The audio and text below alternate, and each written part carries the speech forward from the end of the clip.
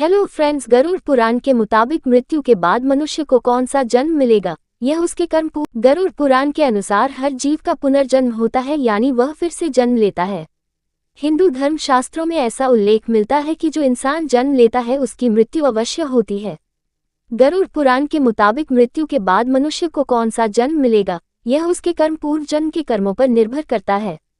परंतु क्या आप जानते हैं कि मनुष्य मरने के बाद कौन सी योनि में जन्म लेता है, साथ ही यह उसके कौन से कर्म के अनुसार मिलती है? यदि नहीं तो आगे गरुड़ पुराण के अनुसार इसे जानते हैं। गरुड़ पुराण के अनुसार दूसरे की पत्नी से संबंध बनाने वाला व्यक्ति घोर नरक में जाता है। फिर वहां उसे पहले भेड़िया, फिर कुत्ता, गिद्ध, सियार, सांप, कौवा और अंत में बगुला की योनि प्राप्त होती है। इन सब जन्मों के बाद अंत में उसे मनुष्य योनि मिलती है। साथ ही बड़े भाई का अपमान करने वाले व्यक्ति को कौच नामक पक्षी के रूप में जन्म लेना पड़ता है। इतना ही नहीं, 10 वर्षों तक उसे इसी योनि में रहना होता है। फिर उसे मनुष्य तन की प्राप्ति होती है। सोने की चोरी करने वाला व्यक्ति कीड़े मकोड़े की योनि में जन्म लेता है।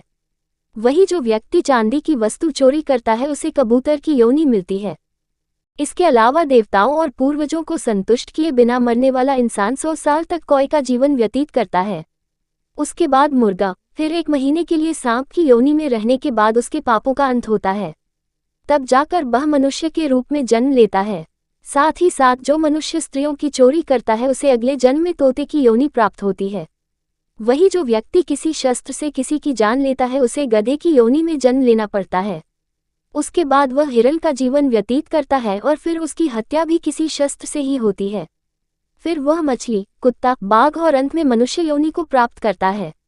सुगंधित पदार्थ की चोरी करने वाला व्यक्ति छछूंदर की योनि में जन्म लेता है।